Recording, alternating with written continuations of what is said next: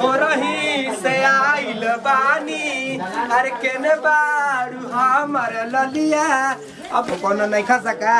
लड़का बच्चा अरे 2 रुपया हो 2 रुपया अरे केने बारू हमर ललिया अल्लाह कत नहीं खूगलिया प्यार कैले रहनी वो गांव में वही गांव में हम आ गइल बनी भेष बदल के मलाई बर्फ खिया के बेच तबे न तबे कहीं गली में लौकी और तबे बेचैनी बढ़ता और दिल हमर धक धक करता यानी यही गांव में हमार बाड़ी रनिया ले लो मलाई अरे केने बाड़ू हमर जान और दिलवा में बसल बपरान अरे मलाई ले लो मलाई अरे लइके हम तो मलाई बेचे आइल बनी तोहनी के फ्री में खियाई ठीक बा ठीक तबे ना नाव ले बस अगली बार फिर आए तो फ्री में खियाई अरे ले लो पुदीना ई पुरानका हो गइला अब ल नौका में आव ले लो मलाई अरे ले लो मलाई रस ज्यादा पैदा मिलेगा मलाई 1 नंबर अरे लड़का रुको सा हाथ मत बढ़ाओ सा देखो कौना कदी खतक चिया के तो अब नहीं खे अरे हो गया छिरा चिनी बस छिरा चिनी अबे ना दे बस हो गया अब दे दिया हो गया चल अब ज्यादा हटा अरे ले लो पुदीना अरे दादा ए जा ये घरवा हो नमस्कार केहू में चंदा नाम के केहू मेहरारू का शादी भइल बा का ऊ हमरा गाँव के है ए जो उनकर ससुर न ह तनी भेज दे तू तो अच्छा रहे तोहार नाम का है काहे के हम तारा के नदिया के नाम बता दी सुनो ना अगर तू नाम बता देबी तो तोहरा के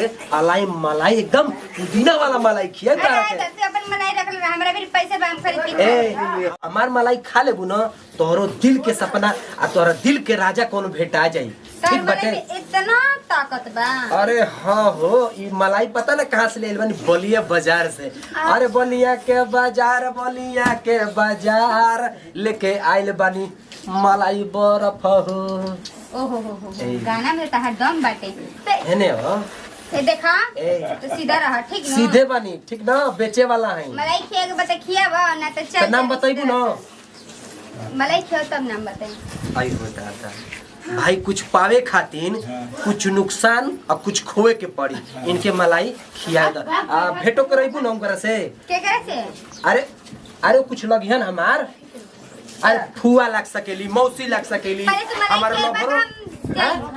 मलाई के हम जाई घरे तो बताइबू ना मिले हां ऐसा बात कर अरे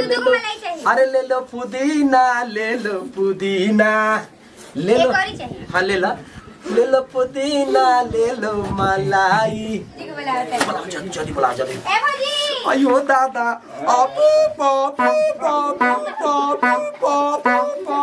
अब बुझाता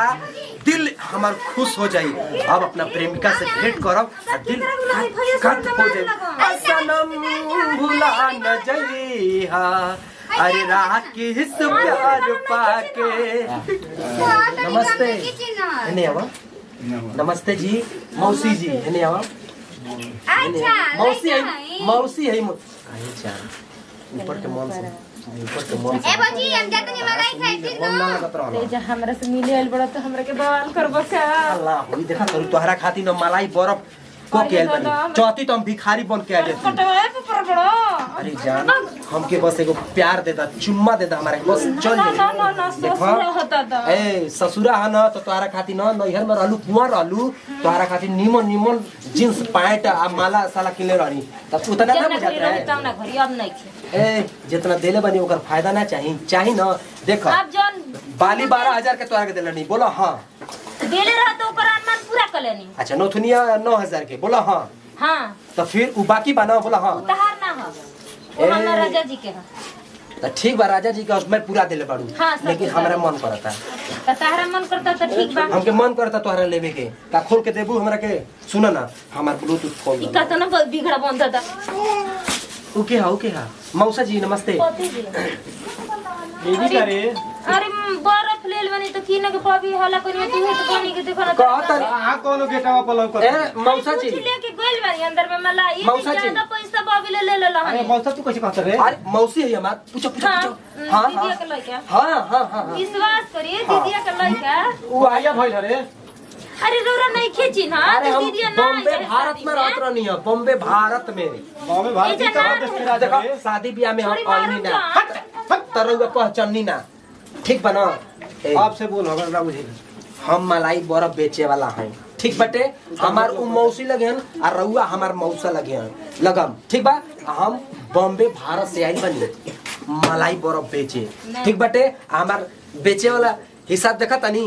अरे ले लो पुदीना ले लो तनी मौसा जी मौसा करत रे आज तक हमारे कोनो मौसे ना कहला सरे अरे कुछ ना हम मलाई बर्फ बेचे वाला हैं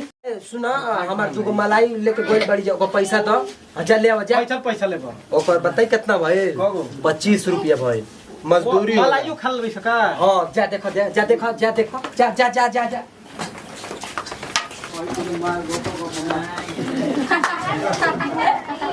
ओ भा आ गोल मलाइया